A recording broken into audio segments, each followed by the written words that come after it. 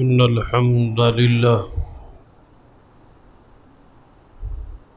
نحمده ونستعينه ونستغفره ونعوذ بالله من شرور أنفسنا ومن سيئات أعمالنا من يهد الله فلا مضل له ومن يضلل فلا هادي له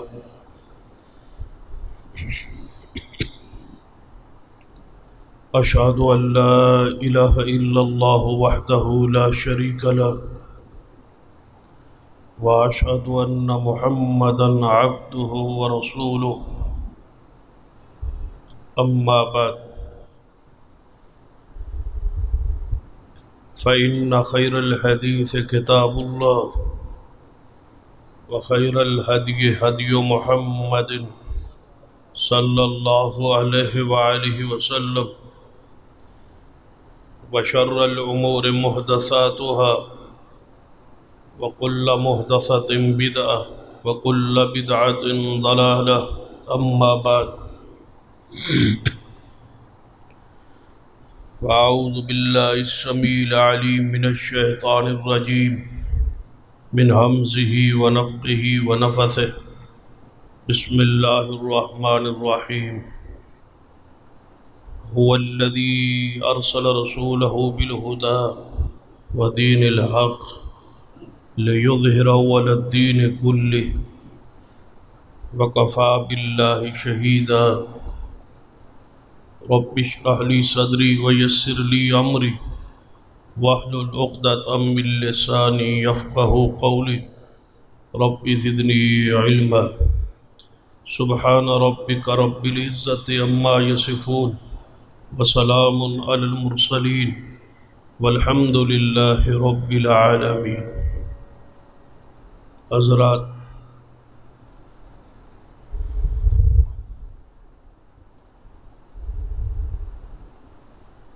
صحابی رسول کسے کہا جاتا ہے؟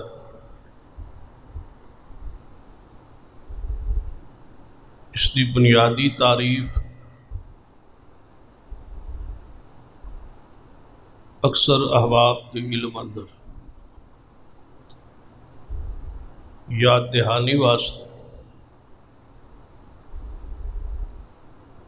ذرا اس تعریف پہ غور کیجیے. صحابی وہ شخص ہے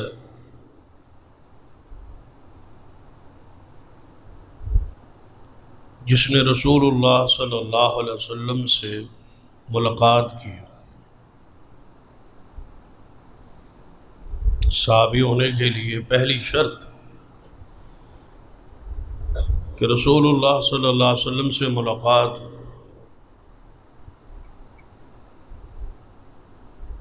وہ ملاقات طویل ہو یا مختصر ہو، اس میں کوئی فرق نہیں، چاہے وہ ملاقات ایک لمحہ کے لیے کیوں نہ ہو.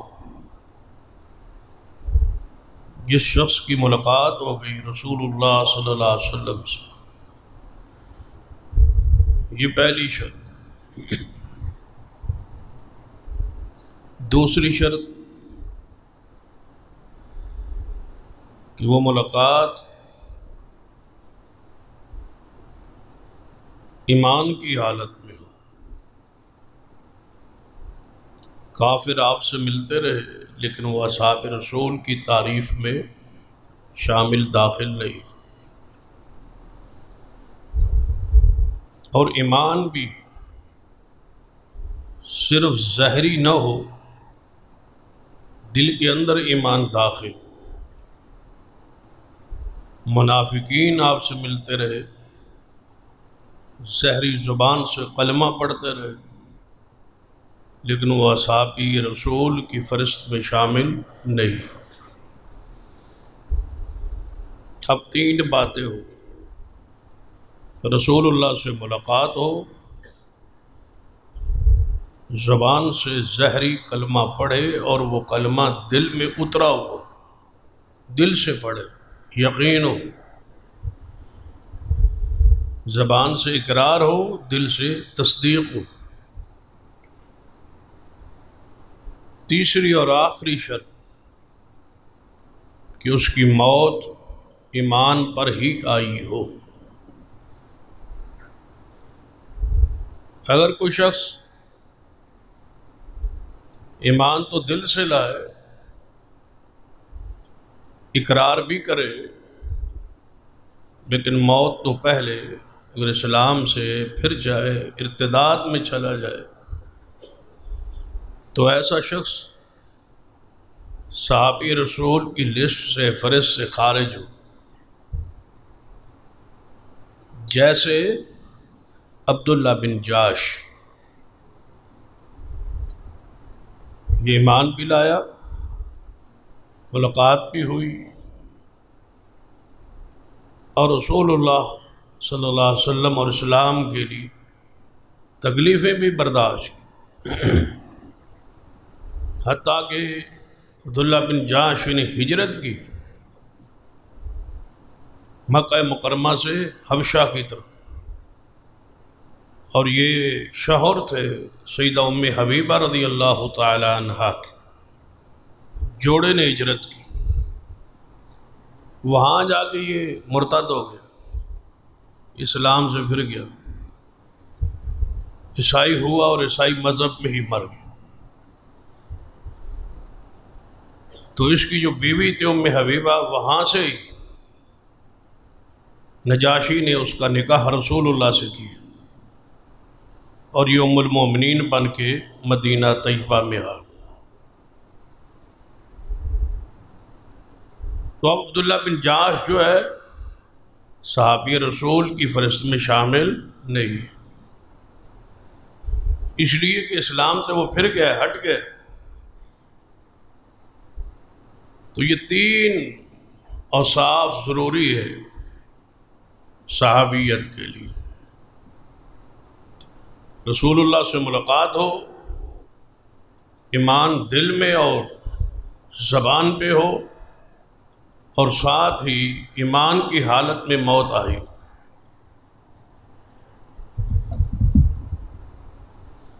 اس تعریف کی روشنی میں دیکھنا ہے آج ہم نے سیدنا عمر فاروق رضی اللہ تعالی عنہ کہ آپ درجہ صحابیت پر قائم ہے اور موجود ہے، اور بالاتفاق ہے۔ یہ بات ذہن میں رکھے کہ جو صحابیت کی تعریف ہے، اس پر سارے مکاتب فکر جو ہے متفق ہے، یہی تعریف ہے صحابیت۔ جو لوگ صحابہ کرام کو نہیں مانتے وہ مطلقاً صحابیت کے انکاری نہیں ہے، وہ بھی کہتے ہیں کہ ہم صحابہ کو مانتے ہیں، لیکن جن کو آپ صحابہ کہہ رہے ہیں یہ تعریف صحابیت پر، معیار صحابیت پر نعوذ باللہ پورے نہیں ہوتے۔ جن میں سیدنا عمر رضی اللہ تعالی،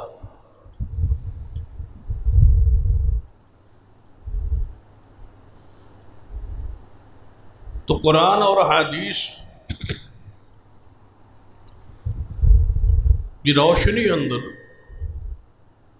سیدنا عمر رضی اللہ تعالیٰ عنہ کی جو دل کی کیفیت ہے، جو ایمان کی کیفیت ہے، اس کو ہم نے بیان کرنا،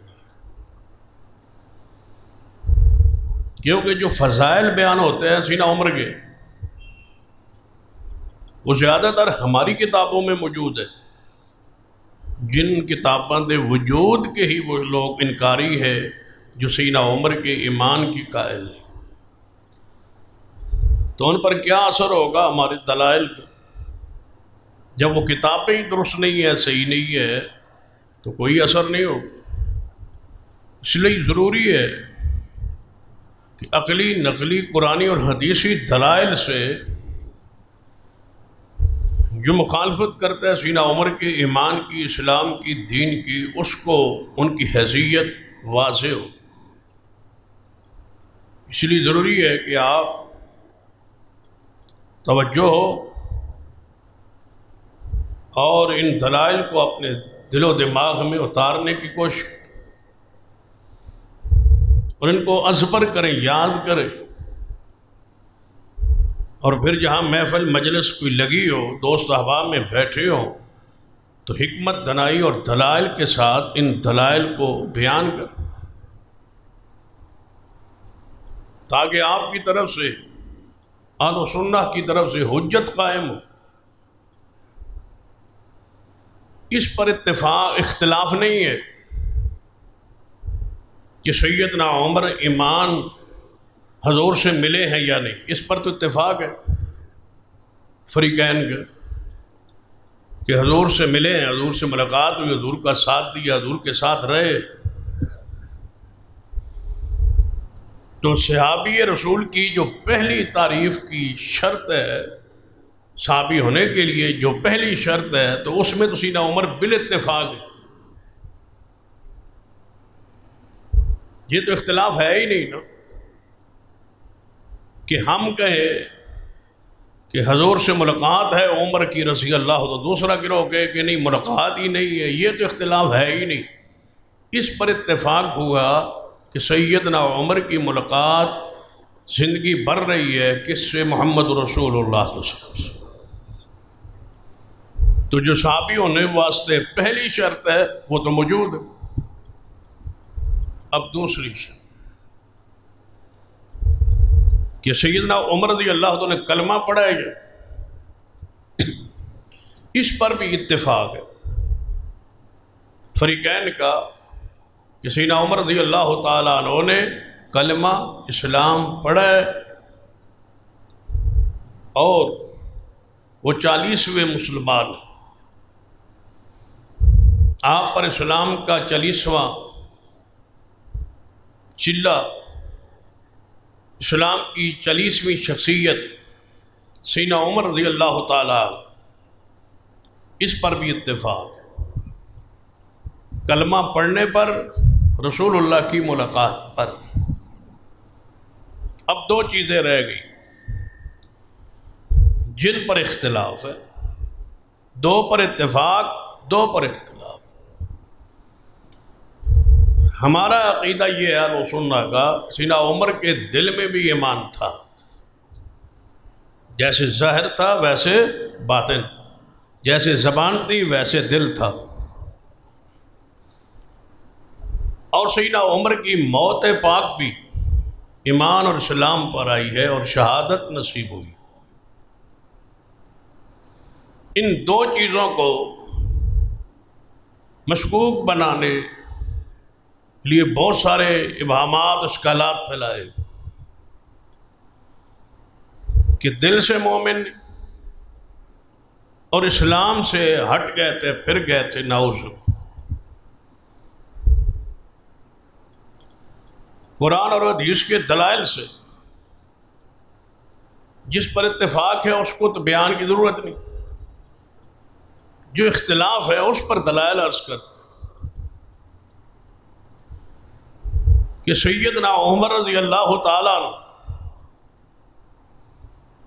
فلا اسلام سے کیسے پھرے، کب پھرے، کس طرح پھرے، کس دور اور کس وقت پھرے، یہ مخالف فریق پر لازم ہے کہ اس کی تاریخ کا، وقت کا، زمانے کا تعین کرے کہ کب پھرے ہیں وہ اسلام سے۔ جو سیدنا عمر رضی اللہ تعالیٰ کے بارے میں اپنا دل عقیدہ صاف نہیں رکھتا، اس پر لازم ہے کہ آوازیں لگانے کے بجائے، اختلاف کرنے کے بجائے، جھگڑا پر آئے جھگڑا، اختلاف پر اختلاف کے بجائے وہ تعین کرے کہ فلاں موقع تھا اور اس وقت فلاں واقعے کے پیش نظر اس کا یہ ہے پس منظر کہ سیدنا عمر اسلام سے ہٹ گئے، نعوذ باللہ۔ اگر کوئی ایسی دلیل نہ ہو تو پھر اہل سنہ کے جو دلائل ہیں ان پہ دل کی صفائی اور ستھرائی اور دل و دماغ کو ذرا ایک طرف صاف کر کے سیدنا عمر کی عدالت اور گواہی ہماری طرف سے، ان کا دفاع، ان کی وکالت جو ہے اس پہ غور کیا ہے۔ ہماری پہلی دلیل یہ ہے کہ سیدنا عمر کو محمد مصطفیٰ صلی اللہ علیہ وسلم نے اسلام کی عزت اور وقار اور غلبے کے لیے اللہ سے مانگا ہے، اور میرے علم کے مطابق اللہ کی ساری مخلوق میں یہ واحد عمر ہے جس امتی کو، اس کے دلائل موجود ہے کہ ابراہیم علیہ السلام نے اپنی اولاد میں نبوت مانگی، یہ دلیل بھی ہے کہ ابراہیم علیہ السلام نے محمد رسول اللہ صلی اللہ علیہ وسلم کے لیے دعا کی، اور یہ بات بھی معلوم ہے قرآن و سنت میں کہ موسیٰ پیغمبر نے اپنے لیے ہارون علیہ السلام کی نبوت مانگی، لیکن اللہ کی ساری مخلوق میں کسی نبی نے اپنے کے لیے امتی کا انتخاب کیا ہو وہ کوئی اور شخص نہیں ہے، مانگنے والے محمد رسول اللہ ہیں، اور جس سے کو مانگا گیا ہے وہ سیدنا عمر فاروق رضی اللہ تعالیٰ۔ ہمارے اس دلیل کو توڑا جائے، کہا جائے کہ یہ حدیث نہیں ہے، اس کا انکار کیا جائے کہ کیا رسول اللہ نے اللہ سے دعا کی ہے یا نہیں، اور نام لے کے کی ہے یا نہیں، تعین فرمایا ہے یا نہیں کہ اے اللہ اس اسلام اور کی عزت، اس اسلام کا اگر تو غلبہ چاہتا ہے تو عمر بن خطاب کو اسلام کی دولت سے نواز دے۔ یہ دعائے رسول ہے اور بالاتفاق ہے۔ حدیث کے الفاظ ہیں اللہم اعز الاسلام، اللہم اعز الاسلام بعمر بن الخطاب، اے اللہ اسلام کو عزت دے عمر بن خطاب کی ذریعے۔ بھئی اختلاف تو یہ تھا کہ عمر اسلام لایا یا نہیں، یہ تو درجہ بہت اونچا ہے، یہ تو شخصیت اس سے بھی اونچی ہے۔ صدیق سے لے کر آج تک اور آج سے لے کر قیامت تک جس کو عزت اور مقام و شرف نصیب ہوا ایمان اور اسلام کی بدولت، اور اسلام کو جو عزت وقار ملا ہے یہ سیدنا عمر کے ذریعے نصیب ہوا۔ یہاں معاملہ الٹ ہے، صحابہ کرام کو، تابعین اعظام کو، محدثین کرام کو، علماء کرام کو، آج تک سارے مسلمین کو، ہم سب کو عزت ملی ہے اسلام کی برکت سے، اور اسلام کو عزت اور رونق اور عروج نصیب ہوا ہے۔ ایک شخصیت جس کو اللہ کے رسول نے مانگا تھا وہ سیدنا عمر رضی اللہ عنہ۔ یعنی یہ تو کہا ہی نہیں ہے کہ اللہ عمر کو اسلام دے کے اس کو عزت دے دے، اے اللہ اسلام عمر کو دے دے تاکہ اس کو عزت نصیب ہو، اس کو بلندی نصیب ہو، اس کو جنت نصیب ہو، نہیں۔ اللہم اعز علیہ السلام، اگر اے اللہ تو اس اسلام کو جس پر دنیا نے ایمان لانا ہے، اگر اس کو عزت اور غلبہ دینا چاہتا ہے تو ایک شخص کا میں محمد تعین کرتا ہوں، عمر بن خطاب اور عمر بن حشام یعنی ابو جہل، ان دونوں میں سے جو بندہ تو بہتر سمجھے، جو بندہ تو محبوب رکھے، جس بندے سے تو محبت کرے، جس بندے کو تو عالم الغیب ہے اسلام کو عزت مل سکتی ہے، میں سمجھتا ہوں یہ دو بندوں میں سے ایک بندہ اگر آ جائے، اسلام غالب آ جائے گا تو یا اللہ میری اس دعا کو قبول فرما۔ تو عمر دعا کا جواب بن کے محمد مصطفیٰ کے دروازے پہ آ، تو دعائے رسول ہوئے، مراد رسول ٹھہرے، اور جو ہی سیدنا عمر حضور کے گھر داخل ہو، صحابہ نے دیکھا علی مرتضیٰ بھی موجود تھے، صدیق بھی موجود تھے، سیدنا عثمان بھی تھے، اور صحابہ 39 کے قریب حضور کے پاس آ چکے تھے، یہ 40واں شخص ہے۔ جو ہی اندر داخل ہوئے تو رسول اللہ نے پوچھا عمر کیسے آئے ہو؟ فرمایا اسلام قبول کرنے آیا ہو۔ تو صحابہ اتنے خوش ہوئے کہ نعرہ تکبیر پورے گھر میں گونج اٹھا۔ اگر اس طرح سمجھنا ہے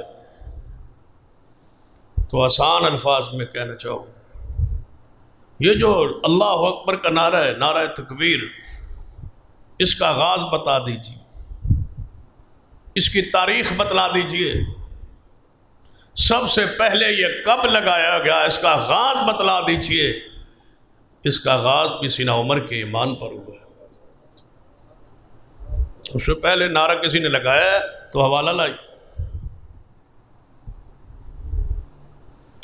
ان سے پہلے مسلمان کبھی اتنے خوش ہوئے ہوں تو حوالہ پیش کیجیے۔ نعرہ تکبیر کے وجود کا تعلق اسلام میں، اس کا آغاز، اس کے مؤسس، اس کے موجد، اس کا سبب، اس کا ذریعہ سیدنا عمر کا ایمان ہے۔ اور جب ایمان لے آئے، پھر ایمان لانے کے تھوڑی دیر بعد نماز کا وقت ہوا۔ جب نماز کا وقت ہوا تو پھر تاریخ بولتی ہے، کتابوں کے صفحات لکھے ہوئے ہیں،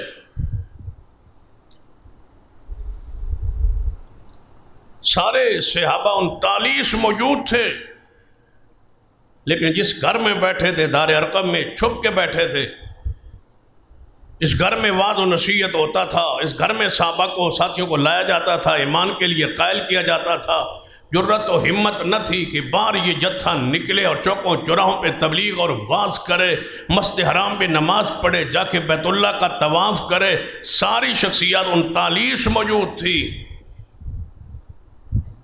اللہ اسلام کو عزت دینا چاہتا ہے، غلبہ دینا چاہتا ہے تو عمر کو اسلام دے دے۔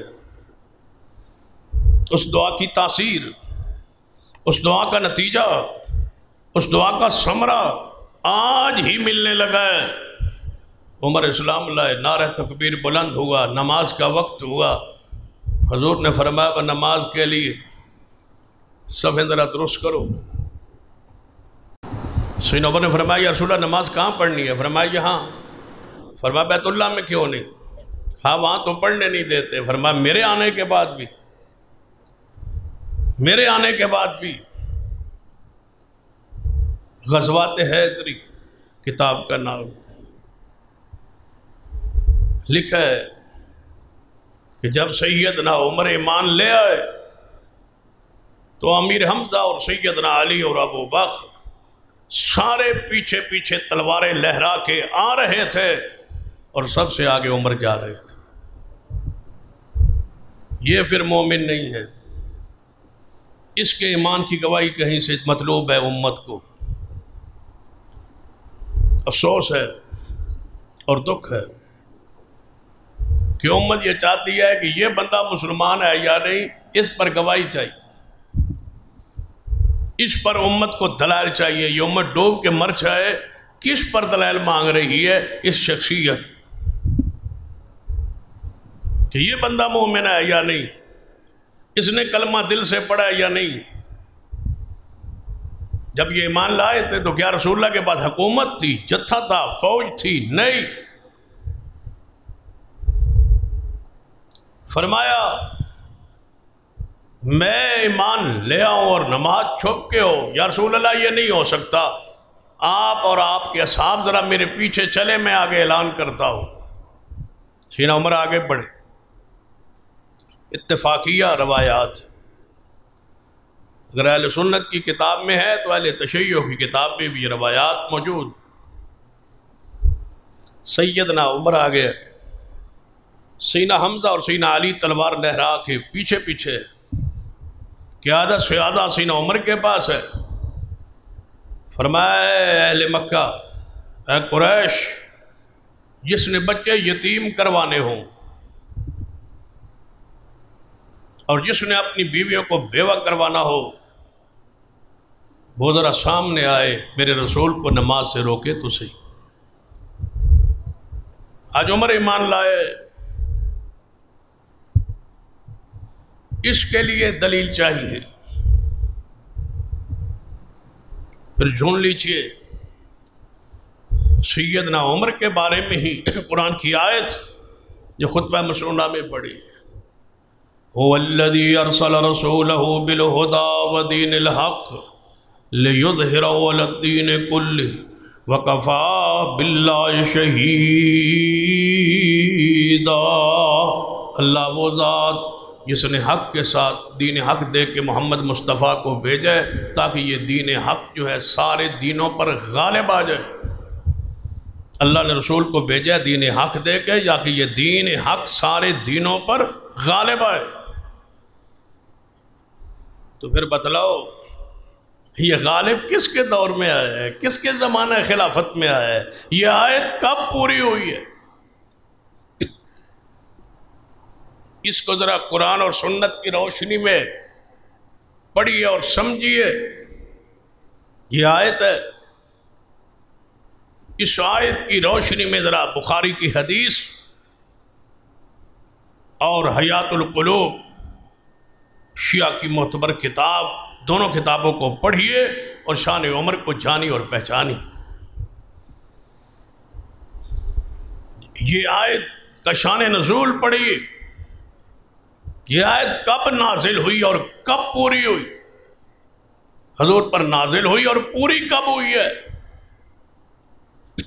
سارے دینوں پر محمد مصطفیٰ کا دین غالب آ جائے۔ اس آیت کے تحت صحیح البخاری میں حیات القلوب میں جو بات لکھی ہے وہ ذرا سن۔ سرور کائنات محمد رسول اللہ صلی اللہ علیہ وسلم غزوہ خندق ہے۔ صحابہ اکرام آئے، یا رسول اللہ صلی اللہ علیہ وسلم خندق کھودتے کھودتے ایک پتھر آ گیا، ایک چٹان آ گئی ہے۔ سارے صحابہ نے کوشش کی ہے یہ چٹان ٹوٹ جائے لیکن یہ ٹوٹتی نہیں، بڑے کدال اس پہ مارے لیکن نہیں ٹوٹتی۔ ہم آپ سے عرض کرنے آئے ہیں کہ اس کا کیا کیا ہے؟ آپ نے فرمایا میں چلتا ہوں اس چٹان کے پاس۔ رسول اللہ صلی اللہ علیہ وسلم خود تشریف لائے۔ جب چٹان کو حضور نے دیکھا تو آپ نے فرمایا ذرا کدال جو ہے جس سے وہ لوہا جو مارتے ہیں وہ ٹوٹتا ہے پتھر، فرمایا یہ کدال ذرا مجھے پکڑاؤ۔ نبی علیہ السلام نے اس کدال کو پکڑا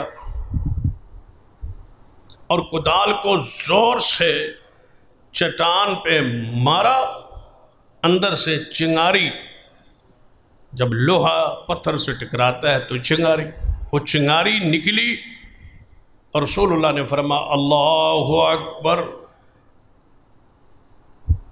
مجھے شام کے محلات نظر آ گئے۔ پھر آپ نے دوسری مرتبہ کدال کو مارا چٹان پر، پھر روشنی نکلی۔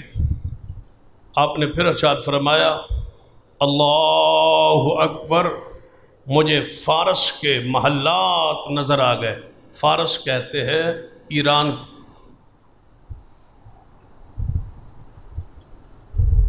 فرمایا ایران کے محلات مجھے نظر آ گئے۔ یہاں وہ کسرا ہوتا تھا بادشاہ، قبیلہ ان کا ساسانی قبیلہ تھا، وہ بادشاہ ہوتے تھے۔ جو بھی بادشاہ ہوتا تھا اس کے لقب نام جو بھی ہوتا اس کو کسرا کہا جاتا، یعنی ایک عہدے کا منصب کا نام تھا۔ جس طرح مصر میں فرعون تھا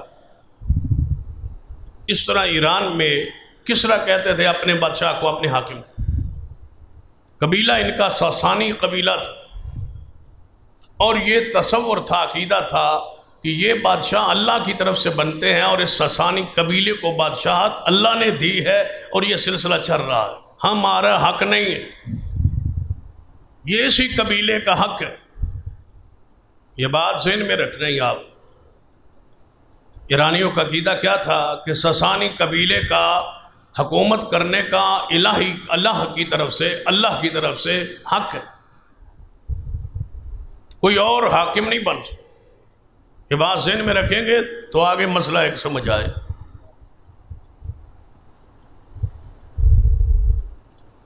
تو ایران کے محلات مجھے نظر آئے.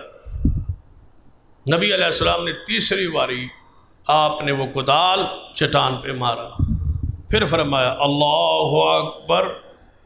مجھے یمن کے شہر صنعاء کے دروازے نظر آ گئے. آج بھی وہ شہر صنعاء موجود ہے، میں اس کے دروازے نظر آ گئے، وہ مجھے نظر آ رہا ہے. یہ حدیث ہے، صحیح البخاری میں ہے اور شیعہ کی کتاب حیات القلوب میں.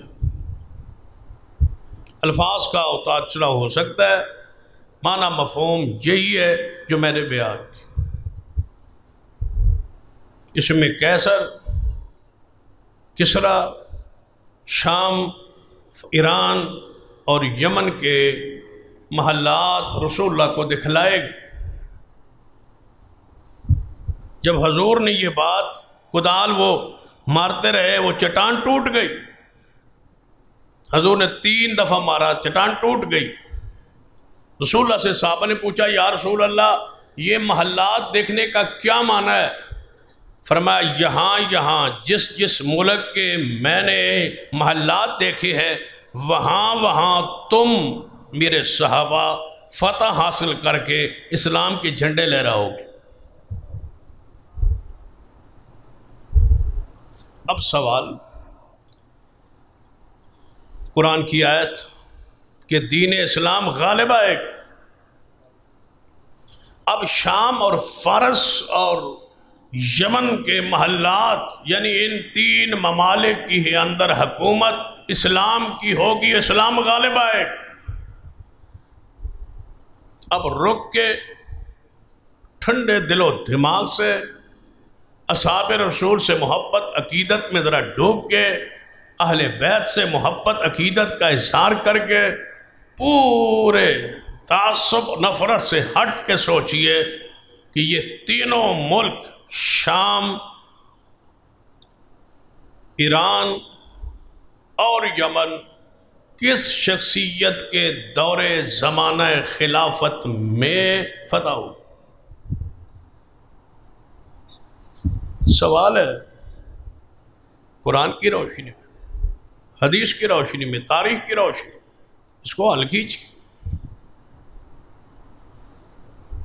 دنیا کی ساری بھائی کتابیں کھنگال لیجئے، اس دعوے کو نہیں جھٹلایا جا سکتا اور اس کے علاوہ کوئی اور بات پیش نہیں کی جا سکتی کہ ان تینوں ملکوں کے فاتح ایک ہی شخصیت ہے اور وہ سیدنا عمر ہے رضی اللہ.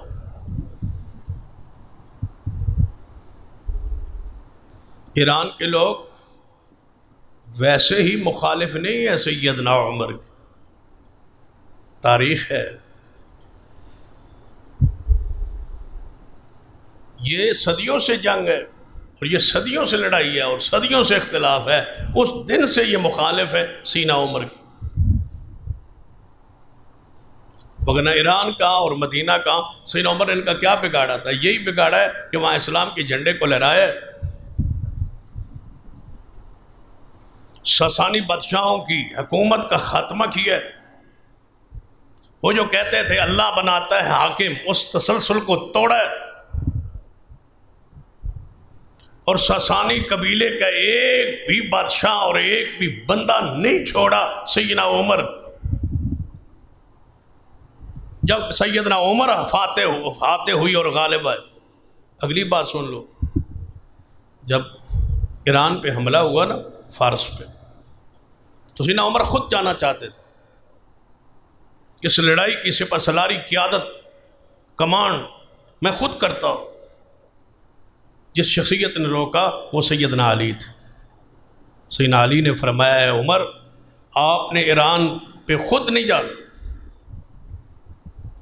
ہمیں اللہ فوج کی طاقت سے اور عددی اکثریت سے ہمیں فتح نہیں دیتا، اللہ اپنے حکم سے فتح دیتا ہے۔ آپ نہ جائیں، وگرنہ ایرانی یہ سمجھ جائیں گے کہ کل اسلام کا خلاصہ نچوڑ عمر ہے، اگر اس کو توڑ دیا جائے، شہید کر دیا جائے تو اسلام کی کمر ٹوٹ جائے گی۔ آپ نہ جائیں، وگرنہ سارے ایرانی مل کے آپ کی شخصیت کو نہیں چھوڑیں گے۔ آپ کا وجود اسلام کے غلبے کے لیے باقی رہنا ضروری ہے۔ کسی نے علی لیکن آپ جانا چاہتے کہ جن کو خبر رسول اللہ نے دی ہے تھی، میں ذرا دیکھ کے تو آؤں۔ اور اس وقت یہاں بادشاہ تھا یزدگر، یہ بادشاہ تھا کس کا؟ ایران کا، ساسانی قبیلے کا یہ آخری بادشاہ ہے۔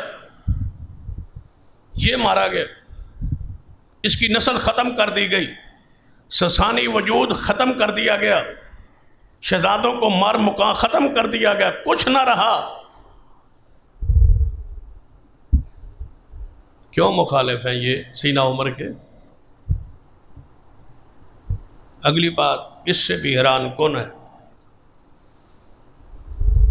یزدگر کی ایک بیٹی تھی اس بادشاہ کی، بچے مارے گئے، نوجوان مارے گئے، اس بادشاہ کے شہزادے مارے گئے، قبیلے کے سارے لوگ ختم ہو گئے۔ ایک عورت بچی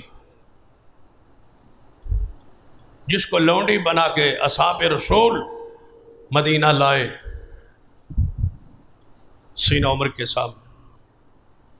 اور بھی عورتیں تھیں، لیکن اس قبیلے کی یہ عورت امیر عمر سے کہا گیا، امیر المومنین سے، کہ یہ یزدگر کی بیٹی ہے، بادشاہ کی بیٹی ہے، ساسانی قبیلے کی بیٹی ہے، پورا قبیلہ ختم کر دیا گیا، یہ بچی ان کی بچ گئی ہے، یہ لڑکی ایک بچ گئی ہے، یہ عورت بچ گئی۔ تو سیدنا عمر نے فرمایا کہ بادشاہ کی بیٹی ہے، شہزادے کی بیٹی ہے، اس کو ہم لونڈی نہیں بنائیں، بڑے خاندان کی بڑی بیٹی ہے، اس کو لونڈی نہیں بنائیں گے، اس کو ہم مدینے کے شہزادے۔ حقائق کون بیان کرے اور کون سنے اور کون آگے پہنچائے؟ فرمایا ہم مدینے کے شہزادے،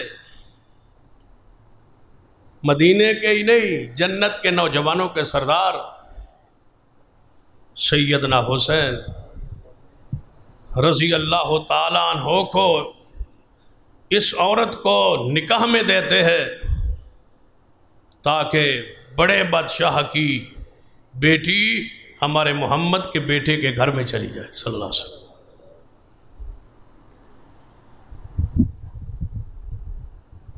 یہ یزدگر کی بیٹی شہربانو جس کے نام کے مرضی اور دوڑے پڑے جاتے ہیں، یہ ایران کے بادشاہ کی بیٹی ہے جو سیدنا حسین کے نکاح میں جا رہی ہے۔ اور اگلی بات لکھو، کوئی ہے جو انکار کرے کہ شہربانوں کا حسین سے نکاح جس ہستی نے کیا وہ سیدنا عمر ہیں رضی اللہ تعالی۔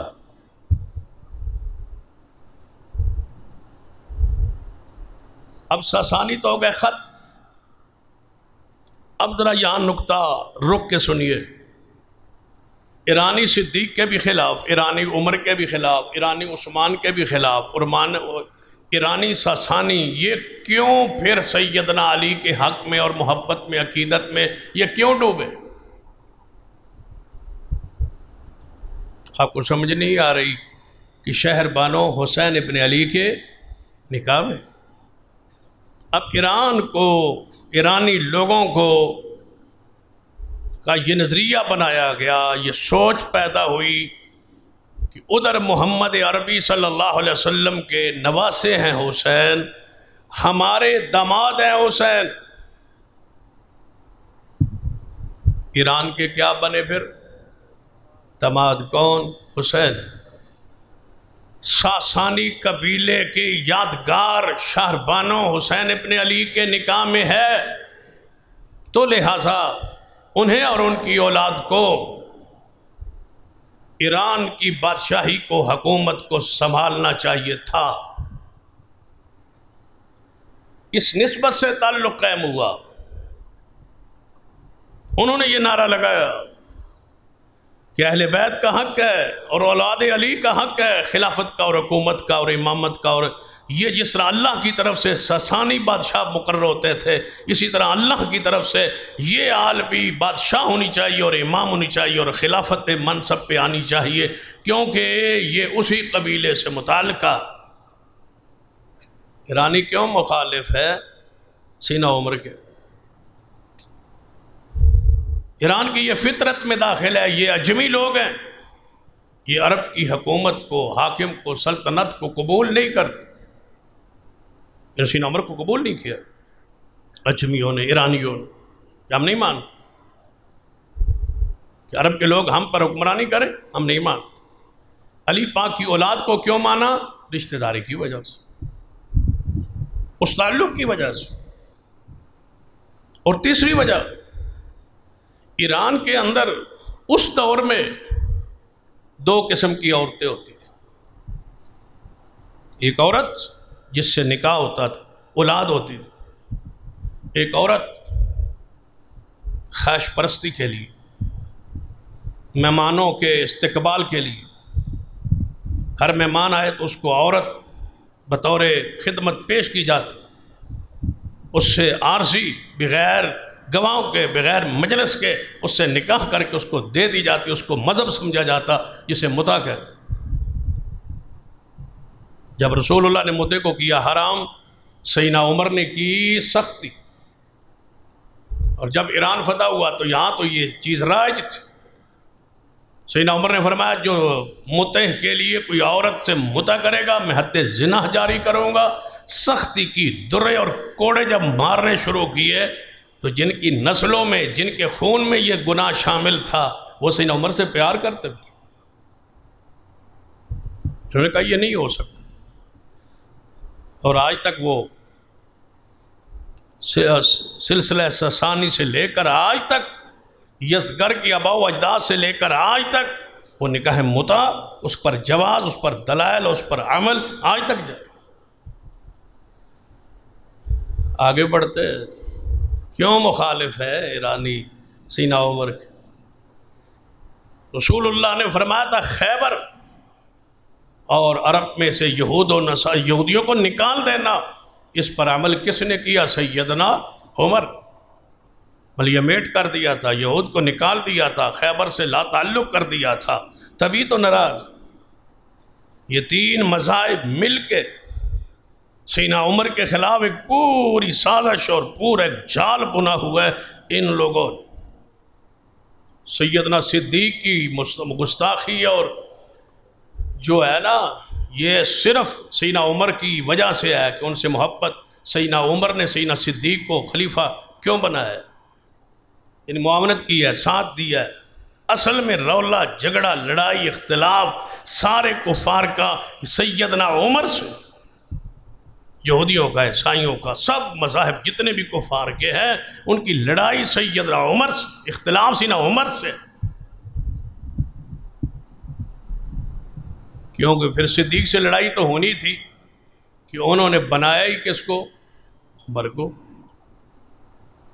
حالانکہ سیدنا عثمان لکھنے والے تھے، جب خلیفہ دوم بنے نا سیدنا عمر، تو حضرت صدیق نے بلایا سیدنا عثمان، فرمایا یہ میری نصیحت، وصیت لکھ لو اور جا کے باہر اعلان کر دو، صدیق بیمار ہے، آپ نے اپنا نائب حاکم خلیفہ اپنا نائب چن لیا ہے اور اس کا اعلان کر دو۔ سیدنا عثمان نے وہ لکھا۔ اگلی ایران کن بات آپ کو سناؤں، سیدنا صدیق نے کھڑکی کھول کے، صحابہ مسجد نبوی میں تھے، بیمار تھے سیدنا صدیق، فرمایا اصحاب رسول، مہاجرین و انصار، جس بندے کا میں انتخاب کر دوں، جس بندے کو مقرر کر دوں اپنے بعد، قبول ہوگا؟ ذرا مل کے آپ آواز دیں کہ قبول ہوگا یا نہیں ہوگا۔ سیدنا صدیق پوچھ رہے، پورے اجتماع پہ سناٹا تھا سکتا تھا، ایک شخص بولے، وہ سیدنا علی رضی اللہ عنہ۔ فرمایا اے ابو بکر خلیفۃ الرسول، قبول ہوگا، کوئی انکار نہیں ہے، قبول ہوگا، لیکن ایک مشورہ ہے۔ فرمایا دیجئے سیدنا علی۔ فرمایا اگر عمر ہو تو پھر تو آنکھیں بند کر کے قبول ہوگا۔ فرمایا عثمان پھر اعلان کرو۔ عثمان نے جا کے اعلان کیا کہ امیر المومنین خلیفۃ المسلمین سیدنا صدیق نے آپ کا حاکم، آپ کا اپنا نائب خلیفہ اپنے بعد سیدنا عمر کو چن لیا ہے۔ تو سب سے پہلے سیدنا علی اٹھ کے فرمایا ہم صدیق کے فیصلے پر راضی۔ قرآن پاک پڑھیے، حدیث پڑھیے، سیدنا عمر کا انتخاب ایسے ہی نہیں ہوا۔ قرآن پاک کے الفاظ وَلَقَدْ كَتَبْنَا فِي الزَّبُورِ مِن بَعْدِ الذِّكْرِ، اللہ فرماتے ہیں ہم نے لکھ دیا تھا تورات اور زبور و انجیل میں، ساری کتابوں میں لکھ دیا تھا، لوح محفوظ میں بھی یہ لکھ دیا تھا کیا ان الارض یرثها عبادی الصالحون، کہ زمین کے اندر حاکم میں اس کو بناؤں گا جو میرے بندوں میں صالح ہوگا۔ مجھے بتلاؤ یہ قرآن کی خبر ہے کہ میرے بندوں میں سے، رب کہتا ہے میرے بندوں میں سے جو صالح ہے، جن کا صالح ہونا لکھا ہوا ہے لوح محفوظ پر، تورات میں، زبور میں، انجیل میں، ان کے بارے میں جن کے صالحیت کو لکھا ہے زمین میں، میں ان کو حکومت دوں گا۔ بتاؤ سیدنا عمر اللہ کے ہاں پھر کیا لکھا ہوگا؟ ان فی ھذا لبلاغا لقوم عابدین وما ارسلناک الا رحمۃ للعالمین۔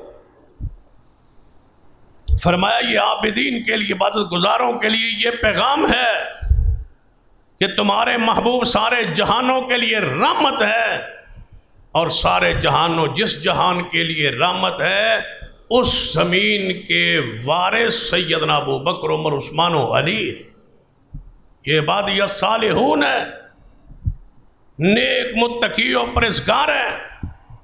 مجھے بتایا جائے کیا شام کی زمین کس کے دور میں فتح ہوئی؟ اور ایک بات اور لکھ لے، سیدنا علی محبوب خدا، شیر خدا سیدنا علی رضی اللہ تعالیٰ عنہ جب چوتھے نمبر پہ منصب خلافت پہ تشریف لائے، پورے دعوے سے کہہ رہا ہوں، پوری ذمہ داری سے کہہ رہا ہوں، جس جس ملک کے، جس جس زمین کے حصے اور ٹکڑے کے خلیفۃ المسلمین علی تھے، ہر اس زمین کے ٹکڑے کے فاتح سیدنا عمر فاروق تھے رضی اللہ تعالیٰ۔ جہاں تک خلافت علی کی تھی وہاں تک حکومت اسلامی پہلے قائم کس نے کی؟ سیدنا عمر۔ پڑھ لیے سیدنا عمر شام کی فتح ذرا پڑھیے۔ سیدنا عمر بن عاص رضی اللہ تعالیٰ سپہ سالار، شام کے اندر اسلامی فوجیں داخل ہوئی۔ حضور نے کیا فرمایا تھا؟ میں نے شام کے محلات دیکھے، اب ذرا دیکھنا محلات میں کیا ہو۔ سیدنا عمر کا زمانہ خلافت، بیت المقدس کا محاصرہ کیا سیدنا عمر بن عاص نے، کئی دن محاصرہ جاری رہا، فتح نہ ہوئی۔ جو فتح نہ ہوئی، اندر سے یہودیوں عیسائیوں کے بڑے بڑے پادری اور بڑے بڑے پوپ اندر تھے۔ جب وہ مشکلات میں پڑے، کھانا پینا راشن باہر سے جاتا تھا بند ہوا، تنگ آئے، مذاکرات پہ راضی ہوئے۔ جب مذاکرات کی محفل مجلس پہ بیٹھے، میز پر آئے، تو پادری کہنے لگے عمر بن عاص، لڑائی سے یہ مسئلہ کتنے دن ہو گئے، کتنے ایام ہو گئے، تم محاصرہ کر کے بیٹھے ہو، یہ حل نہیں ہوتا، اور ہماری کتابوں میں لکھا ہے، تورات، انجیل و زبور میں لکھا ہے کہ یہ طاقت کے بل بوتے پہ بیت المقدس فتح نہیں ہوگا، تم کیسے فتح کر سکتے ہو؟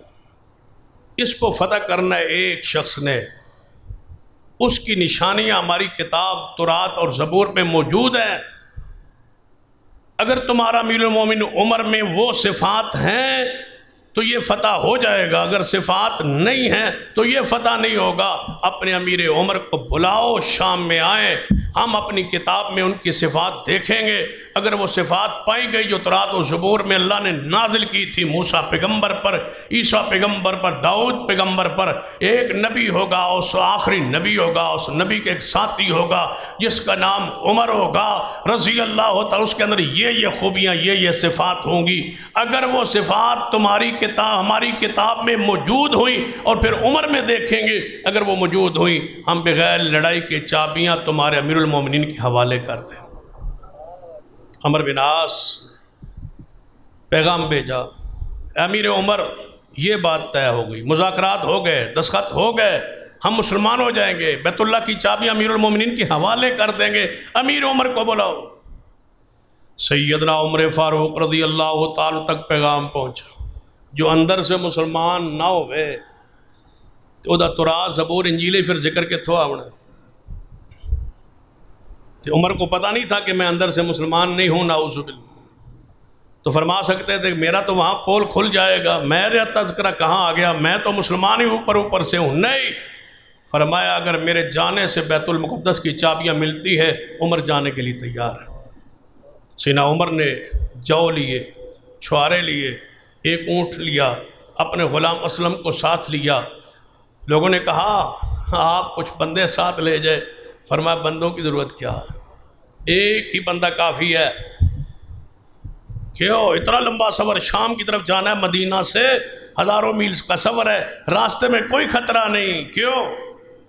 ایک دفعہ بادل چڑھے نا، بادل چڑھے، لوگوں نے کہا آج مدینے میں بارش ہونے لگی ہے، بارش ہونے لگی ہے، لوگ دیکھتے رہے، بادل آگے نکل گئے، بارش نہ ہوئی۔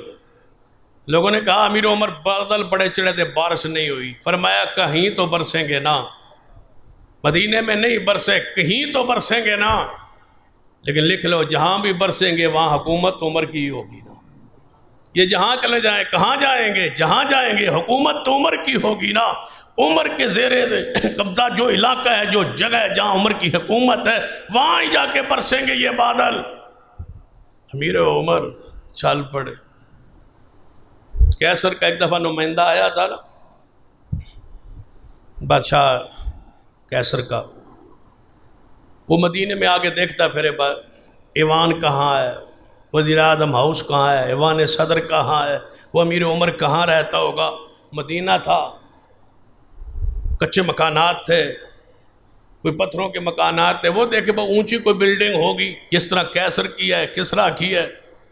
اس لوگوں سے پوچھا وہ تمہارا امیر المومنین جو ہے، میں کیسر کا نمائندہ ہوں، سفیر ہوں، امیر عمر سے ملنا چاہتا ہوں، وہ کہاں ہیں، ان کا ایوان کہاں ہے؟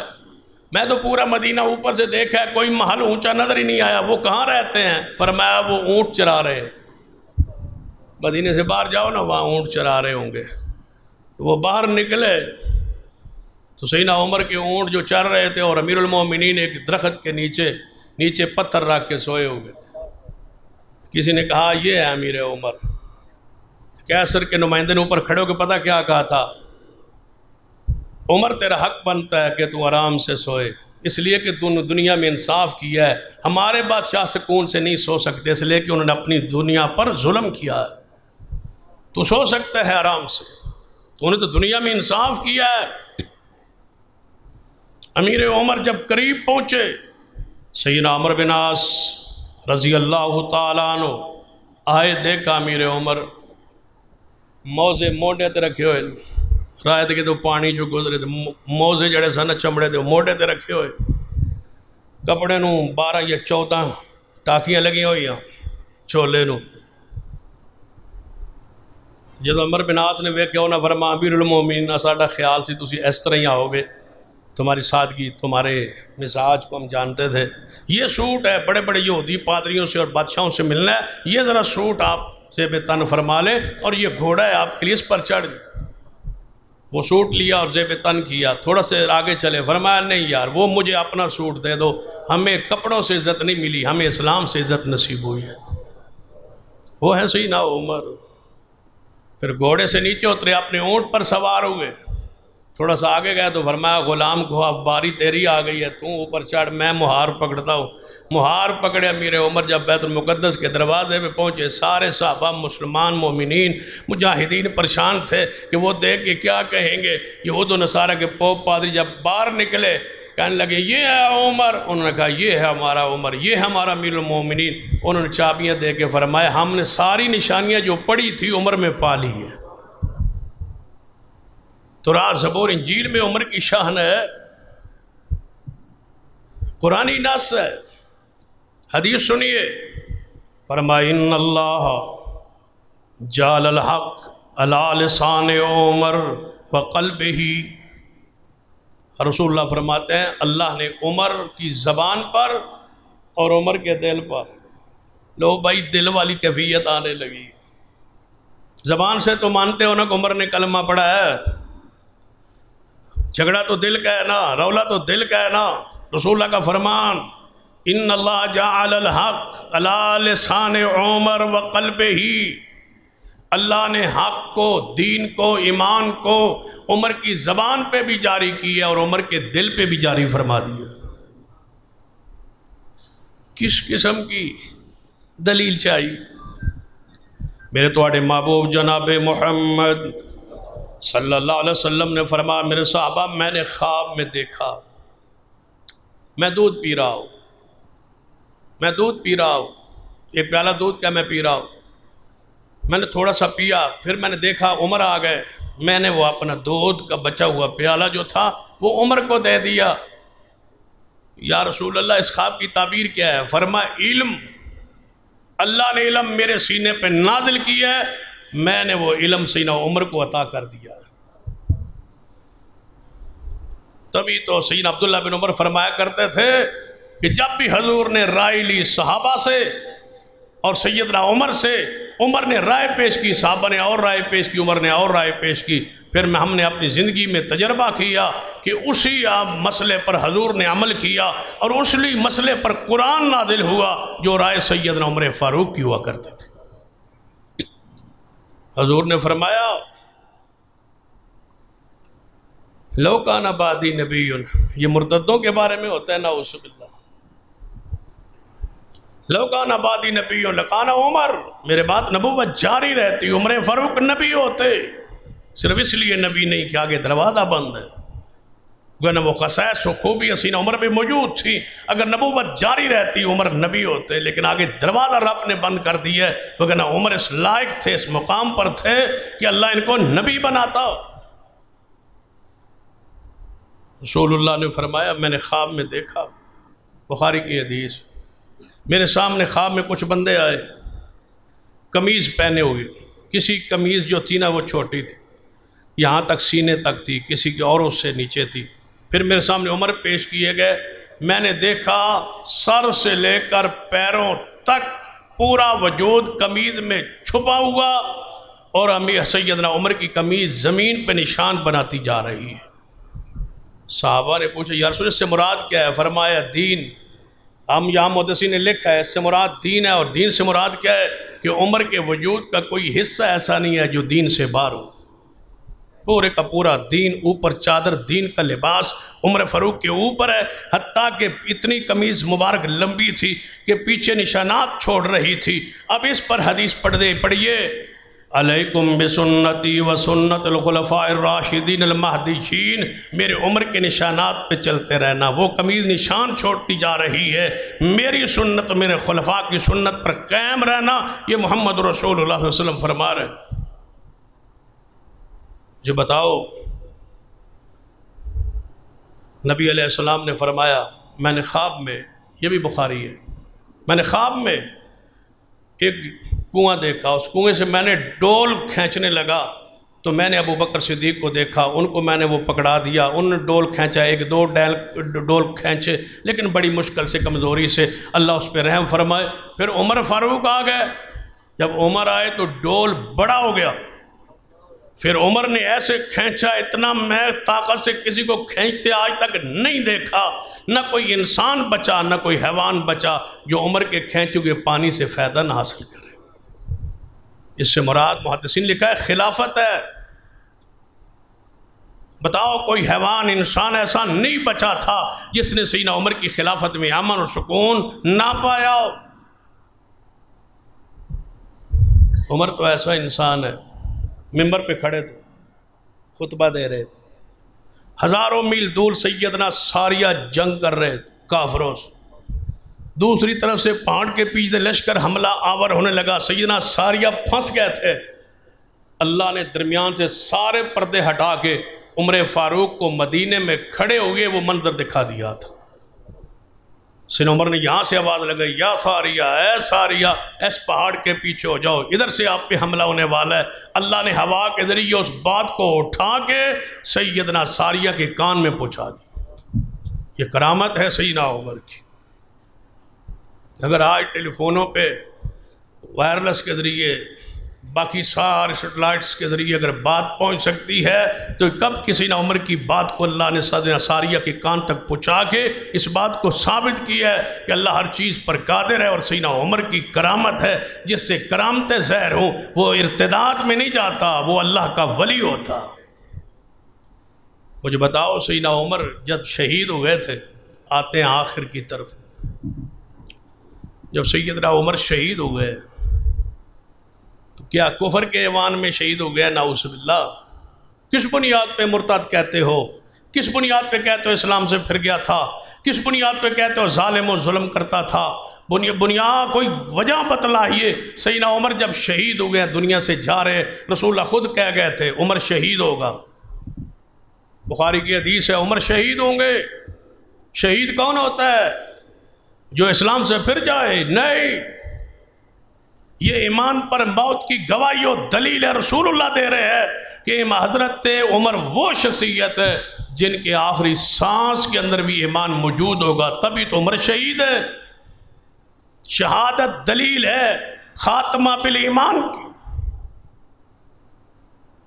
صحابیت کے درجے سے وہ نکلتا ہے جس نے حضور کو دیکھا نہ ہو، حضور سے ملاقات نہ کی ہو۔ سیدنا عمر نے ملاقات کی ہے، ساری زندگی حضور کے ساتھ گزاری ہے۔ صحابیت کے درجے سے وہ نکلتا ہے جس نے زہر سے کلمہ نہ پڑھا ہو، سیدنا عمر نے پڑھا ہے۔ جناب صحابیت کے درجے سے وہ نکلتا ہے جس نے دل سے نہ پڑھا ہو، علی لسان عمر و قلب ہی، سیدنا عمر نے دل سے پڑھا ہے۔ صحابیت کے درجے سے وہ نکلتا ہے جس نے مرتے وقت اسلام کو چھوڑ دیا ہو۔ حضرت عمر تو شہید ہی نماز کے اندر ہو گئے،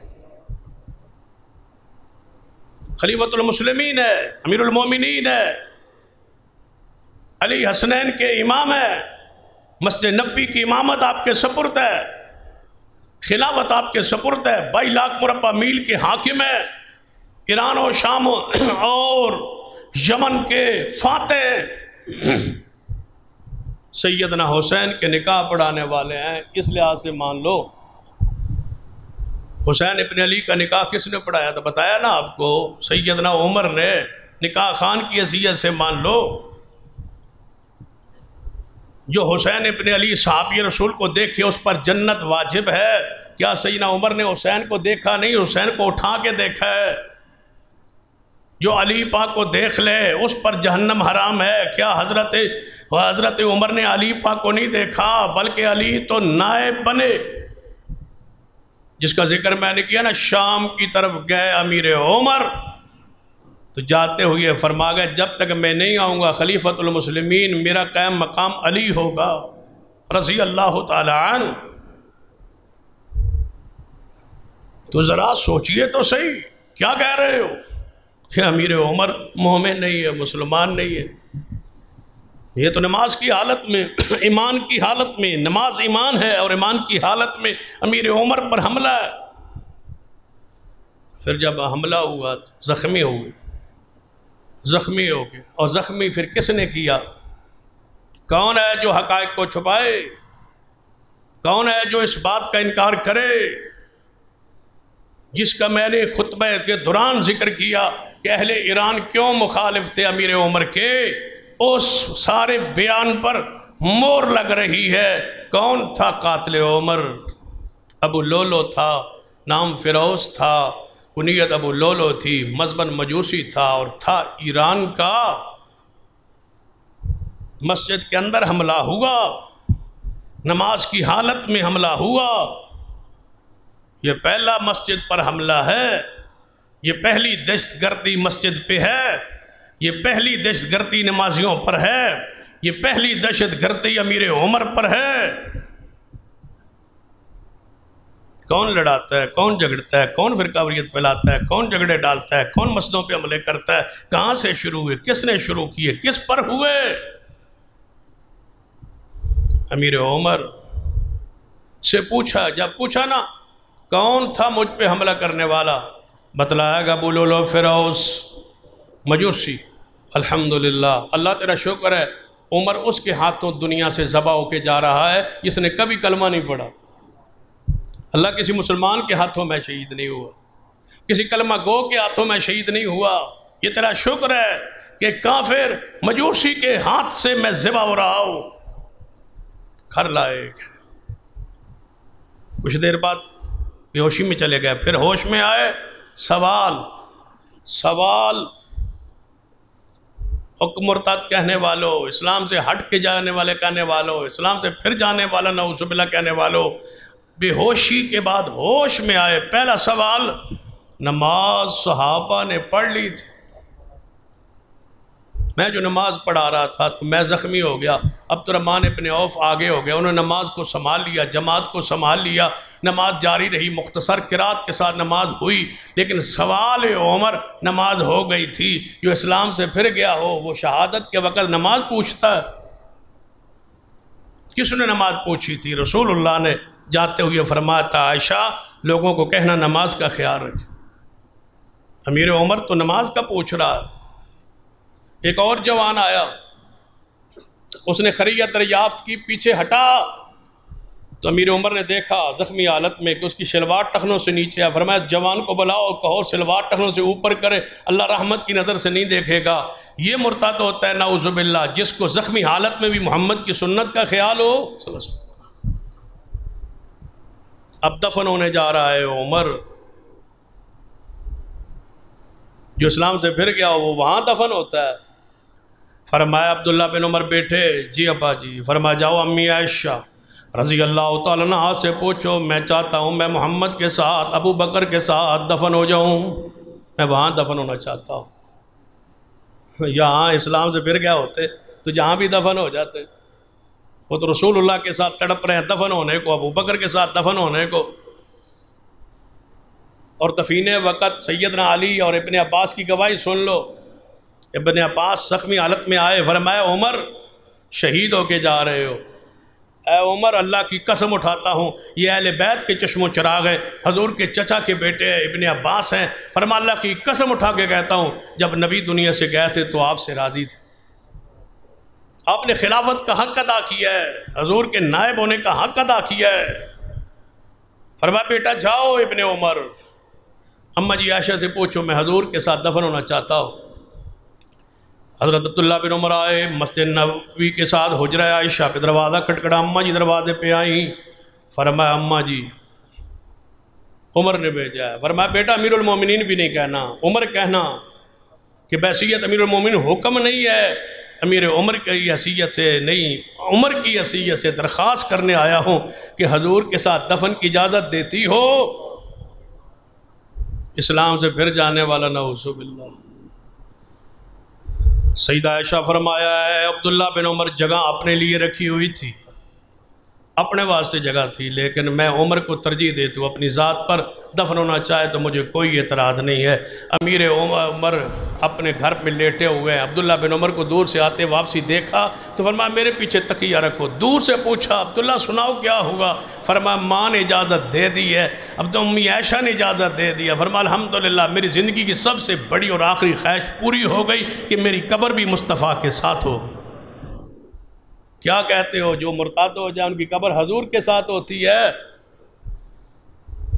جو اسلام سے پھر جائے ان کی انجام یہ ہوتا ہے، یہ قبر نہیں ہے، یہ جگہ عام نہیں ہے۔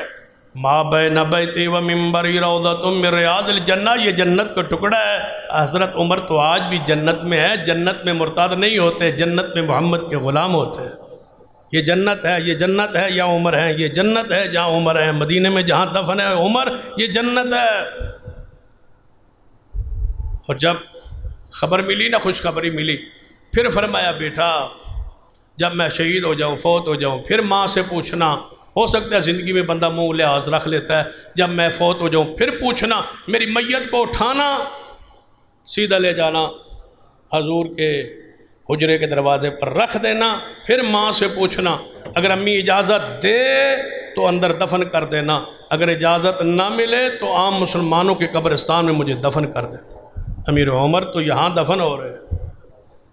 اور آخری بات، جب امیر عمر اندر دفن ہونے لگے نا، قبر بننے لگی، سیدنا عمر کو قبر میں اتارا گیا، تو عبداللہ بن عباس فرماتے ہیں میرے پیچھے آواز آئی، اے عمر کوئی بندہ ہو یا نہیں سی جے دے بارے میری خواہش ہوئے کہ میرے عمل بھی عمر جیسے ہون، ایک تو انسان سے جس کے بارے میں میری خواہش تھی کاش میرے اعمال بھی عمر جیسے ہوں، اور مجھے یقین تھا کہ تو یہاں ہی دفن ہوگا، حضور کے ساتھ دفن ہوگا، اس لیے کہ حضور فرمایا کرتے تھے میں آیا ابو بکر و عمر آئے، میں گیا ابو بکر و عمر گئے، مجھے یقین تھا تیرا خاتمہ یہیں ہوگا۔ وہیں پہ پہنچا جہاں کا خمیر تھا، یہیں پر آپ پہنچے، یہیں پر آئے، مجھے یقین تھا آپ یہیں دفن ہوں گے۔ ابن عباس فرماتے ہیں جب یہ میں نے پیارے الفاظ سنے، میں نے پیچھے پلٹ کے دیکھا کون ہے، تو میں نے عجیب محسوس کیا، میں دیکھا پیچھے سے تو یہ سیدنا علی فرما رہے تھے، میری خواہش تھی کہ میرے عمل سیدنا عمر جیسے ہو۔ اور جانتے ہو امیر عمر کے ایمان کے لیے ایک ہی دلیل کافی ہے، یہ دلیل لکھ لو، ایک ہی دلیل کافی ہے۔ جو امیر عمر کو مومن نہیں مانتا اور خاتمہ بالایمان نہیں مانتا، صحابیت کے درجے پر نہیں مانتا، لقائے حضور ثابت ہوا، کلمہ پڑھنا ثابت ہوا، دل کی کیفیت ثابت ہوئی، موت پر ایمان بھی ثابت ہوا، موت ایمان پر ثابت ہو گئی، آخری جو دلیل دینے لگا ہو، میرا سوال ہے کہ کیا سیدنا عمر کا نکاح شادی سیدنا علی کی بیٹی سے نہیں ہوئی؟ حضرت علی کی کئی ازواج تھیں اور ان کی اولاد تھی، لیکن سیدہ ام کلثوم بنت فاطمہ، حسنین کی بہن، فاطمۃ الزہرا کی بیٹی ام کلثوم، حضور کی نواسی، وہ سیدنا عمر کے نکاح میں ہے، یہ دماد علی ہیں۔ قرآن کہتا ہے وَلَا تُنْكِحُ الْمُشْرِكِينَ حَتَّى يُؤْمِنُوا، کافروں سے نکاح بیٹیوں کا نہ کرو جب تک وہ مومن نہ ہو جائیں۔ علی پاک کا اپنی بیٹی کا نکاح سیدنا عمر سے کرنا، کوئی ہے دنیا میں جو انکار کرے؟ کوئی ہے جو ہمارے اس دعوے کا انکار کرے، دماد علی ہونے کا انکار کرے؟ دلائل کی روشنی میں ہم بخاری و مسلم اور شیعہ کی کتب سے حوالے پیش کرنے کے لیے تیار ہے، یہ نکاح ہوا ہے اور سیدنا علی نے رشتہ دیا ہے، حضور کے پھر دماد ٹھہرے حضرت عمر، کیونکہ نواسی بھی بیٹی کی حیثیت ہوتی ہے، علی کے بھی دماد، کیونکہ علی کی بیٹی ہے عمر کے گھر، ماں ایمان۔ اور کبھی ایک محدث نے بڑی پیاری بات لکھی ہے، فرماتے ہیں جب عائشہ کا نکاح ہوا محمد مصطفیٰ سے تو عائشہ کا ایمان از خود ثابت ہو گیا، جب عمر کی بیٹی حفصہ کا نکاح ہوا رسول اللہ سے تو حفصہ کا ایمان ثابت ہو گیا، جب ابو بکر صدیق کا نکاح ہوا حضرت علی کی بھابھی جو بیوہ ہوئی جعفر طیار کی بیوی، جب جعفر طیار شہید ہوئے سیدنا علی نے ان کا نکاح صدیق سے کیا تو علی کا صدیق کا ایمان ثابت ہوا، جب سیدنا عمر نے کو بیٹی سیدنا علی نے دے دی تو ان کا ایمان ثابت ہوا، جب رسول اللہ نے اپنی بیٹی علی کے نکاح میں دے دی تو علی کا ایمان مسلم ہوا، اور جب عثمان کو 2 بیٹیاں حضور نے دے دیں تو عثمان کا ایمان ثابت ہوا۔ بتلاؤ تم کافر کسے کہتے ہو؟ یہ تو سارے جڑے ہوئے ایمان کے اور عقیدے کے اور نسبی رشتے میں عقلی نقلی دلائل تمہارے سامنے۔ امیر عمر مومن نہیں ہے تو پھر رب کی زمین پر اور مومن کون ہوگا؟ اقول قولی ھذا واستغفر اللہ لی ولکم ولسائر المسلمین وآخر دعوانا الحمدللہ۔